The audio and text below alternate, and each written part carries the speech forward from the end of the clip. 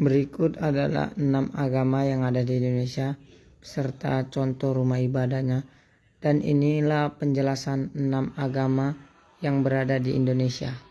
Menurut saya, cara beragama itu harus berdasar dan harus dipelajari mulai dari yang paling akar sekalipun. Kita harus mengetahui bagaimana agama itu terbentuk, bagaimana sejarahnya, apa-apa saja yang harus dilarang, apa-apa saja yang harus dilakukan, apa-apa saja yang harus ditinggalkan, dan apa-apa saja yang harus dijauhi. Dan kita harus bisa mengenal Tuhan dengan lebih baik agar kita dapat mengerti bahwa agama yang kita anut adalah agama yang sebenar-benarnya. Dan bagi saya, orang yang berpikiran dengan menyalahkan pihak-pihak yang tidak sesuai dengan cara dia beragama adalah suatu tindakan yang keliru. Itu merupakan suatu kesalahan karena setiap agama mengajarkan kepada kita untuk saling mentoleransi, saling membiarkan menganut agama yang sesuai dengan kepercayaan dan keinginan kita tanpa adanya paksaan dari pihak manapun. Sehingga apabila ada orang yang menyalahkan pihak-pihak yang tidak sesuai dengan dia, merupakan orang yang tidak menjalankan perintah agamanya dengan baik. Agama menurut saya adalah pedoman bagi saya dan ikatan batin yang terkait dengan saya. Karena dengan adanya agama, saya merasa hidup mengarahkan saya ke jalan yang lebih baik dan hidup menjadi lebih bermakna jika memiliki suatu kepercayaan yang kita percayai.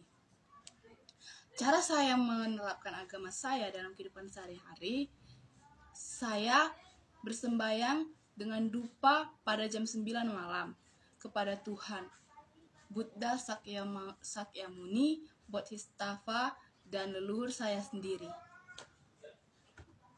Bagi saya, manusia memerlukan agama dalam kehidupan sehari-hari untuk menjadi dasar panduan untuk berkehidupan.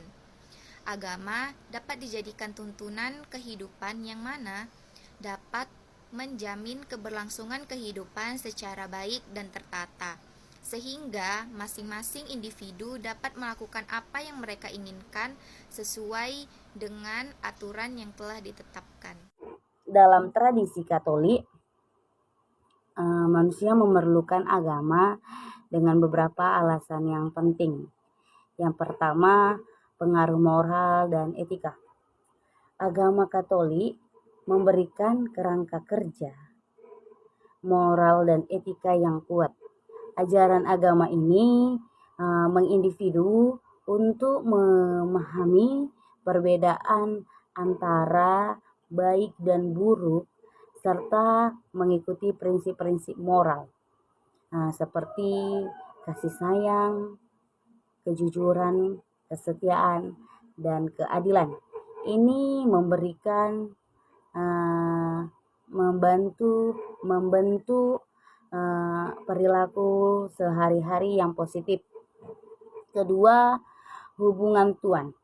Agama Katolik memungkinkan individu untuk menjalin hubungan spiritual dengan Tuhan, seperti doa, ibadah, dan sakramen. Adalah cara untuk merasakan kehadiran Tuhan dalam kehidupan sehari-hari dan mendapatkan dukungan spiritual. Yang ketiga, perayaan Ekaristi dan sakramen. Ibadah Katolik dan sakramen seperti Ekaristi memberikan momen-momen kerohanian yang menguatkan iman dan memberi makna dalam perayaan kehidupan sehari-hari, terutama bagi banyak pengadon Katolik. Agama ada suatu cara untuk menemukan panduan moral, makna, dan dukung spiritual dalam perjalanan kehidupan mereka. Agama itu bukan ritual yang harus dijalani sehari-hari, melainkan atas dasar kemauan kita sendiri. Tidak ada yang bisa memaksa kita untuk melakukan apa yang ingin kita lakukan, baik dari segi agama apapun hal lainnya, Saya memandang agama saya sebagai ritual yang harus dijalankan sehari-hari. Karena dengan agama saya merasa lebih mendekatkan diri kepada Buddha serta dengan mendekatkan diri kepada Buddha saya merasa menjadi pribadi yang lebih baik lagi. Pertama itu ibadah. Penganut Katolik berpartisipasi dalam berbagai ritual dan ibadah seperti misa doa dan sakramen. Ibadah ini menjadi bagian penting dalam rutinitas dan dalam kehidupan sehari-hari mereka, dalam memperkuat hubungan mereka dengan Tuhan. Yang kedua itu keluarga. Agama Katolik juga mempengaruhi bagaimana keluarga Katolik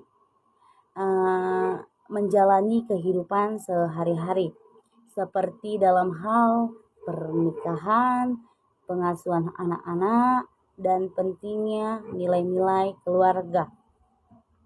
Yang ketiga itu pendidikan. Banyak lembaga pendidikan Katolik yang menyediakan pendidikan formal dan moral kepada generasi muda. Ajaran agama Katolik menjadi bagian integral dalam kurikulum dan pendidikan karakter. Tentu saja pengaruh agama Katolik dapat bervariasi antara individu dan tidak semua penganut Katolik akan mengalami pengaruh ini dengan cara yang sama.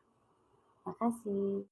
Menurut agama saya, dalam agama Hindu, yaitu bahwa dalam agama ini bukan hanya sebagai ritual ataupun pelarian, karena mungkin setiap orang memiliki pengalaman yang berbeda, tetapi setidaknya ada kesamaan dalam kehidupan spiritual ini dalam catur marga yang terkait dengan yakna atau praktik upacara keagamaan.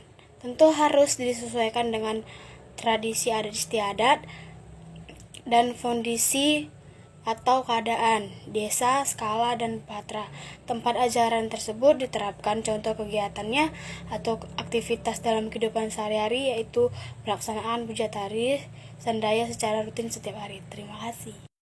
Menurut saya, agama Kristen adalah agama yang mengajarkan tentang bagaimana semangat kita untuk terus memuji memuliakan nama Tuhan.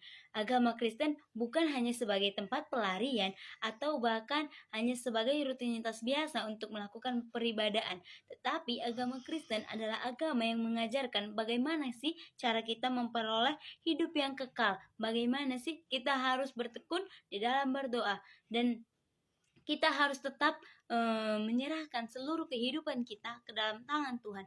Agama Kristen menjadikan bahwa setiap umatnya harus berpegang teguh kepada setiap keyakinan bahwa Tuhan Yesus adalah Tuhan dan Juru Selamat yang hidup, yang tidak pernah meninggalkan para jemaat-jemaatnya.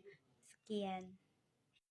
Menurut saya, agama adalah suatu kepercayaan yang dianut oleh masing-masing individu perorangan yang dilakukan secara sadar tanpa paksaan dan sesuai dengan keinginan serta kebebasan dari individu itu sendiri. Cara yang tepat untuk menerapkan agama dalam kehidupan sehari-hari bagi saya adalah menjalankan apa yang telah diperintahkan oleh Tuhan kepada kita, semisal beribadah sebagaimana semestinya, menjauhi larangannya, dan mematuhi aturan yang ditetapkan oleh Tuhan, seperti melakukan sholat, ibadah, zakat, puasa, dan sebagainya. Baik, menurut agama Kristen, setiap agama itu memiliki ciri khas yang berbeda-beda dalam mengajarkan kepada setiap umatnya. Namun kadangkala ada saja oknum yang tidak menyukai atau oknum yang membuat adanya perpecahan antara agama yang satu dengan agama yang lain, saling mengkritik agama yang satu dengan agama yang lain, bahkan menjatuhkan keimanan agama yang satu dengan agama yang lain. Jadi, menurut agama Kristen, sebenarnya setiap agama itu ingin sekali menunjukkan kepada setiap umatnya bahwa hal yang paling utama adalah keimanan yang besar kepada Tuhannya. Tidak boleh adanya tercipta saling menjatuhkan keimanan